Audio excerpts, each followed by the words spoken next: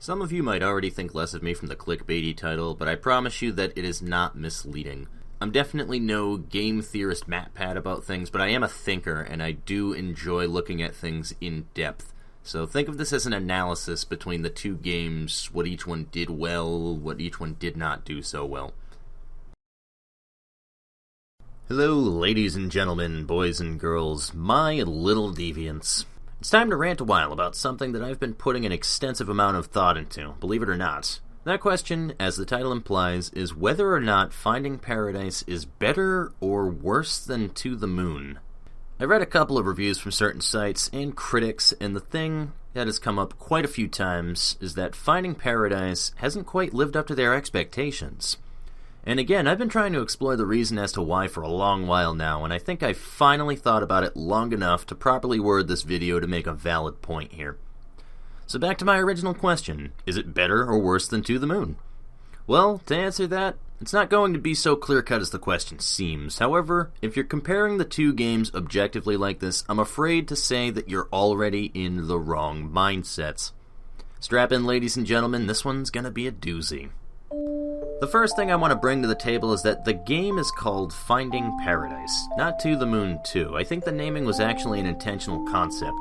Sure, there are a lot of throwbacks and references to the initial game, but do you really need to have played the first one to understand everything about the sequel? My answer on this question is a solid no, with only one real possible exception to that rule. Yes, I'm talking about your shady ass, Dr. Watts. You might understand jokes and references more if you played the first game, but you can jump right into Finding Paradise with no knowledge of To the Moon and tie together the story with about the same efficiency. It's the same universe, but a different story. It's like comparing Final Fantasy VII to Final Fantasy IX, and that's the thing I think a lot of people are missing when they compare the two. Colin is not Johnny. And like human beings themselves, the patients are very complex things. Chances are, if you like one game more than the other, I'm just going to assume that you probably relate to the corresponding patient of that game more than the other. More on this one later. Gao made another approach in this game that made it very different from To the Moon, but gave it the same spirit as before. In To the Moon, it's about a man with a lifelong identity crisis, which presumably led him to seek out some form of individuality from his dead twin brother. Quote, "I just don't want to be another typical kid in a sea of typical people." This story was a pretty sad one, with a much better romantic plot to it for sure, especially considering the origami rabbits that River made for Johnny to remind him that they met before and made a promise to find each other on the moon. Something that he completely forgot about due to beta blockers his mom made him take as a child to forget about the traumatic death of his twin brother Joey.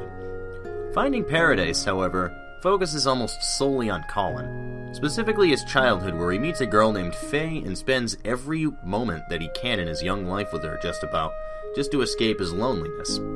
This whimsical, fun-loving girl later on gets exposed as being his imaginary friend, as well as the very same bird he befriended into the short A Bird Story. He later on gets motivated to become an airline pilot because of her, as well as making a move on the woman who later becomes his wife before Faye ultimately says goodbye to him for the second time, which leads Colin spending the rest of his life waiting to meet his best friend once more to tell her all about the wonderful things he's done in the life that she motivated him to reach. This scene, by the way, fucked me up in a way that I can't even begin to explain.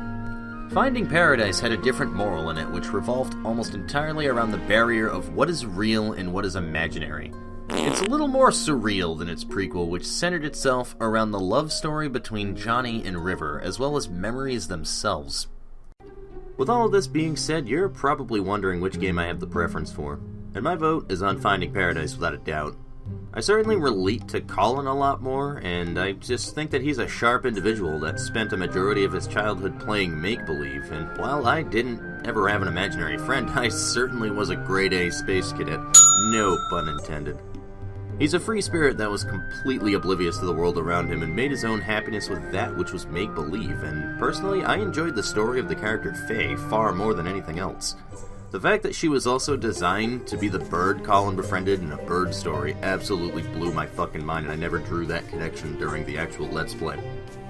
So let's go over the main points that people make against Finding Paradise as being inferior, and they mostly fall into 3 general things, which is 1, a predictable plot, 2, an inferior love story, or just Sophia in general not being implemented as well as she could have been, and then 3, less of an emotional impact. So let's go ahead and take a look at these in more depth. I'm going to start off on point 1 by saying that this is spot on right here for sure.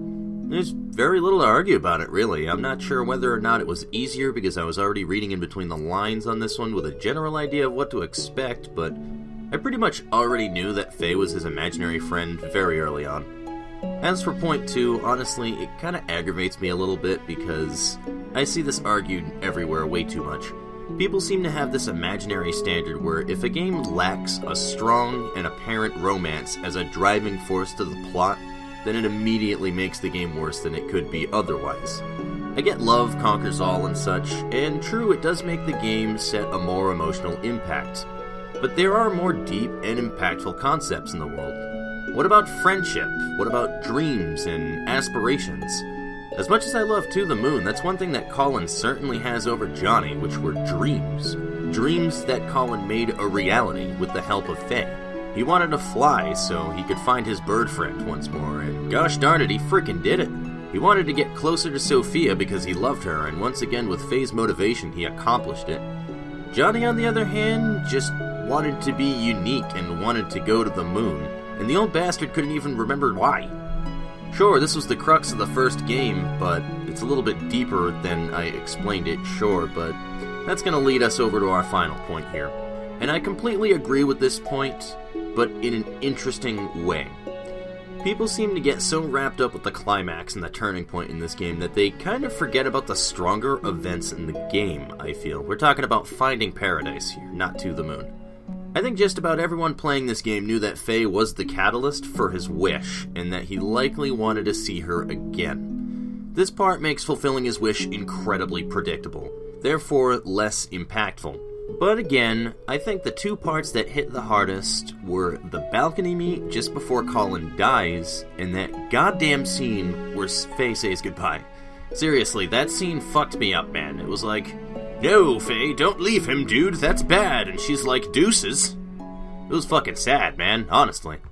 So now for our conclusion, peeps. The long and short of it is that whether or not To the Moon or Finding Paradise is the better game, I feel is based entirely off of what you are comparing. To say that either patient is more or less relatable is completely dependent on the player's perception, and varies person to person. Both of them more or less came off as entirely realistic people with unique lives. To the Moon is a more romantic story that is mysterious and has more twists, while Finding Paradise is more streamlined and appeals to the dreamers of the world. To the Moon is definitely more sad. It evoked more tears than Finding Paradise, without a doubt. But does that make it fair to label it as an inferior game? Absolutely not, frankly. At least I think so. I think it's a fair statement to say that both games do a good job, but at slightly different things. And I think a lot of people came into this title expecting To the Moon 2, but were disappointed when they didn't get a killer love story with multiple plot twists. And as for the I got bored after a while argument, I say to that, look at the game that you're playing. Honestly. It's a walking simulator collectathon with a really engaging story, and the collectathon part is mandatory, not even just for completionists. I disagree with anybody that believes these games should be played for the full 6 hours without a break. I think you should play them in 2 sit-downs, rather. 3 hours a pop, and the second sit-down gives you a second wind of excitement until you get hooked in by the balls from the build-up. And I couldn't watch the full To the Moon experience without a break either, so I don't think that argument holds well due to the type of game it is, unfortunately. So finally, do I think Finding Paradise is better or worse than To the Moon? In preference, yes. In structure as a game, I think it parallels. It feels the same as To the Moon, but very different at the same time. I think it deserves its rightful place as its sequel. The music is great, the writing and dialogue is great. The character depth is, once again, great. The conclusion might not have been a big twist that you didn't see coming, and the romance between Colin and Sophia didn't really stand out, but that wasn't the primary focus on the game at all. And I think it's an incorrect statement to say that Colin wasn't as relatable a character as Johnny, because I thought he was entirely relatable. In fact, I'm pretty sure me and Colin would have gotten along quite nicely if I ever met him.